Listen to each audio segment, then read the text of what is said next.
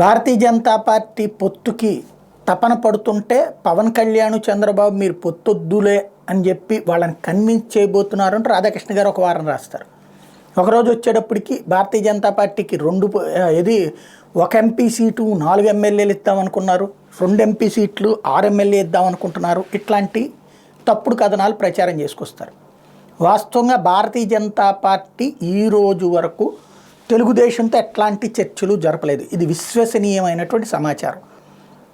మధ్యలో కొంతమంది మీడియేటర్లు ప్రయత్నించిన మాట వాస్తవం, బట్ అధిష్టానంతో అవ్వలేదు. వాళ్ళెవరూ కూడా అధిష్టానంలో నడ్డా కానీ లేకపోతే అమిత్ షా కానీ నరేంద్ర మోడీ కానీ వీళ్ళ ముగ్గురితో జరగలేదు. ఈ మధ్యలో కింద ఉన్నోళ్ళు ఇన్ని ఇస్తారని కనుక్కో, ఇన్ని ఇస్తారని తీసుకుందాం, ఇట్లాగే ఇల్లు మాట్లాడుకోవడం తప్పించి అసలు సీని ఏమాత్రం జరగలేదు.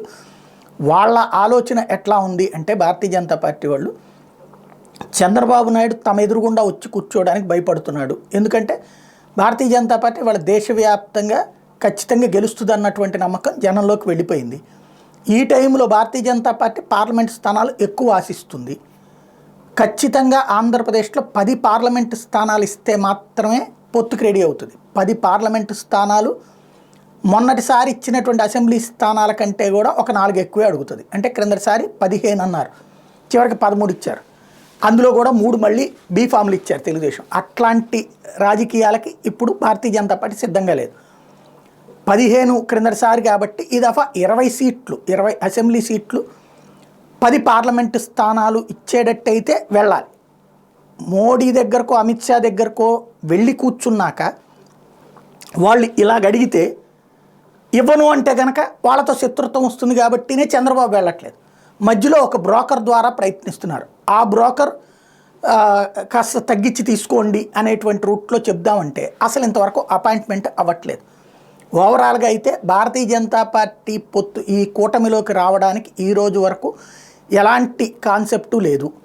అవసరమైతే పవన్ కళ్యాణ్ని నువ్వే బయటకు వచ్చే అని చెప్పడానికి సిద్ధంగా ఉంది. అంటే ఇప్పుడు వాళ్ళు ఇస్తే 20 25 తీసుకుని దాంట్లో నువ్వు 10 గెలిచే కంటే నువ్వు బయటకు వచ్చేస్తే మన ఇద్దరం కలిస్తే 20 25 నువ్వే గెలుస్తావు.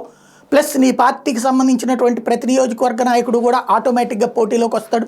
29కి వచ్చేటప్పటికి స్ట్రాంగ్ ఫోర్స్ కింద, ఎందుకంటే ఒకసారి పోటీ చేస్తే కదా నెక్స్ట్ ఇంకో బలమైన నాయకుడు తెలియదు. ప్లస్ మనకి ఎన్ని ఓట్లు ఉన్నాయనేటువంటిది ఒక స్పష్టత వచ్చేది, నెక్స్ట్కి ప్లాన్ చేసుకునేది. కాబట్టి వీటి వచ్చాయని చెప్పడానికి సిద్ధంగా ఉన్నది తప్పించి ఏదో ఒక పార్లమెంటు స్థానం ముష్టేసినట్టు 1 పార్లమెంటు 2 పార్లమెంటు స్థానాలు 4 అసెంబ్లీ స్థానాలు వేస్తే తీసుకునేందుకు భారతీయ జనతా పార్టీ సిద్ధంగా లేదన్నటువంటిది ఢిల్లీ వర్గాల వాచ.